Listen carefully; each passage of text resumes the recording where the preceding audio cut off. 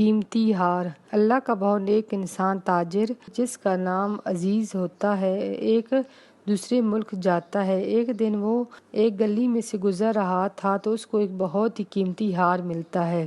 وہ ہار اٹھا کر دیکھتا ہے، یہ ہار بہت ہی قیمتی ہوتا ہے۔ وہ مسجد میں اعلان کرتا ہے کہ یہ ہار کس کا ہے۔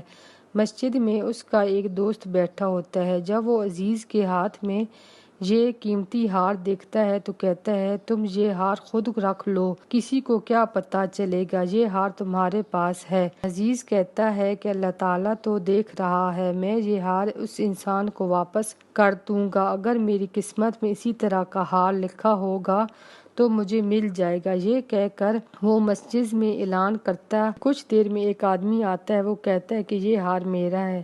عزیز اس سے ہار کی کچھ نشانیاں مانگتا ہے اور اس شخص کو ہار واپس کر دیتا ہے۔ وہ شخص عزیز کی ایمانداری سے بہت خوش ہو جاتا ہے۔ پھر اسی طرح سے کچھ عرصہ گزر جاتا ہے۔ وہ تجارت کے لیے ایک دوسرے ملک جا رہا ہوتا ہے۔ سمندر میں طوفان آ جاتا ہے، جہاز ٹوٹ جاتا ہے اور سب ڈوب کر مر جاتے ہیں۔ عزیز بھی اپنی جان بچا کر ایک لکڑی کے تختے پر بیٹھ جاتا ہے اور بے ہوش ہوتا ہے۔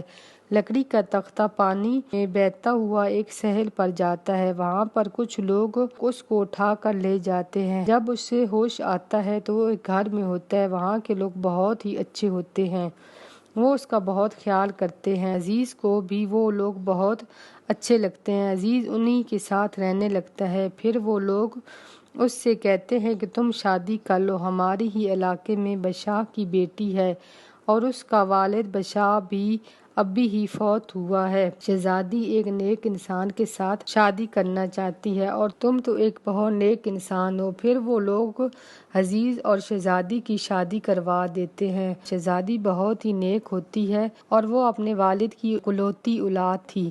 عزیز جب اپنی دلہن شہزادی کے گلے میں وہی ہار دیکھتا ہے جو اس کو ملا تھا تو یہ سب دیکھ کر بہت ہی حیران ہوتا ہے اور اللہ تعالیٰ کا شکر ادا کرتا ہے کہ یہ ہار اللہ نے عزیز کو جیسے واپس کر دیا ہو۔ اتنی اچھی اور نیک شہزادی کے ساتھ اس کے پاس سب کچھ تھا، اتنا بڑا ملک اور دنیا کی ہر قیمتی چیز اس کے پاس تھی۔ وہ بہت حیران ہوتا ہے اور وہ کہنے لگتا ہے کہ اللہ تعالیٰ نے مجھے اس ایمانداری کا صلہ دیا ہے جو کہ میں نے کچھ سال پہلے یہ قیمتی ہار واپس کیا تھا۔ اب وہ ہنسی خوشی وہیں پر رہنے لگتا ہے۔